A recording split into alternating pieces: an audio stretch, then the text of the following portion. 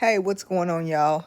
I thought I would come online for a couple of reasons. The first reason being I wanted to explore and discuss the Carly Russell case a little more in depth now that everybody's gotten a little frustrations and gossiping out, to kind of have a more calm, selective, and thorough diagno- di- diagnostic assessment of the state of Carly Russell.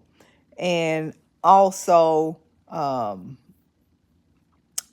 I live on the East Coast now, currently from the Midwest. I learned about $1 million worth of game co-owners, Wallow 267 and Gilly the Kid, less than a year ago, when they signed that $100 million deal with Barstools, and their whole focus is to educate the young black males that's in the streets, or rappers or athletes that have made it. They reach out and try to give them advice and encouragement to lead productive lives and make smart business decisions to maintain their wealth and to really give back and support their communities, foregoing the street life. And why that platform is so successful. Wallow spent 20 years in the penitentiary. He was in jail basically his entire youth and young adult life. Got out in 2017 and became a multimillionaire off of social media, basically motivating and inspiring young men to not believe the hype and the false teachings and how they glamorize prison life, and to stay out of the streets and crime, and just to be productive citizens in life, and to come out here and really grow his podcast, $1 million worth of game, and to reach such heights and be such a positive impact on the young African American community, and celebrities as well. It's just been phenomenal, and something that we all should be proud of, because that young brother, Wallow is in his mid 40s, has just done a phenomenal job being incarcerated for the majority of his life. And they go around the colleges and just within communities, and supporting a young black man.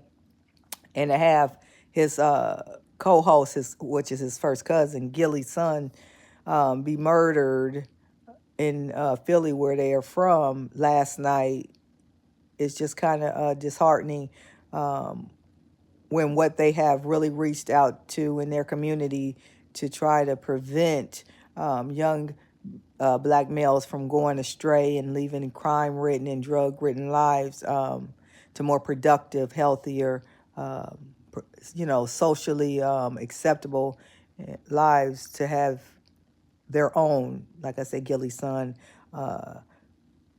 be killed. It was a triple shooting, and Gilly's son was the only one that passed away. He was 25. He was an aspiring rapper, like his father used to be. Gilly was popular in the 90s, part of a rap group that came out of Philly in the 90s, so he was already well known. And for his son to be taken is just a sad situation, when they, have been very, very active the last several years trying to save young black men from demise and entering penitentiary and, jails. So I wanted to jump on here and kind of explore the mentality of Gen Z, which is the whole basis of why I speak out mental health within the minority community. Having had my own emotional and depression and anxiety struggles that happened to me in the summer of 2019, that I entered into therapy. It really is, Carrie. It's very sad and senseless that that young man is dead. Um, to explore, the mental health of our younger generations, and my my biggest issue or concern with these younger generations' mentality and mental state is no one's really doing anything about it. And these younger people are struggling silently, and they don't have the knowledge or the coping skills to be resourceful enough to seek help. And a lot of times it's going unnoticed and unchecked, and they're committing suicide or they're lashing out and taking other people's lives. And I think it's like a silent monster that's growing rapidly that no one is noticing or addressing. And if we don't get in front of this, I just believe that things are going to start getting more dangerous and detrimental, because you have a lot of young people that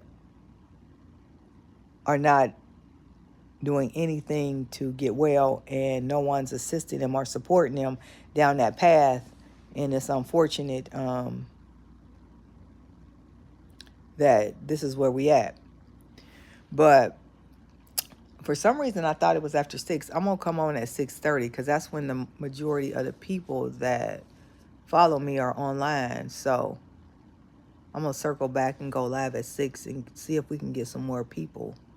So let's see what happens then. I'll be back.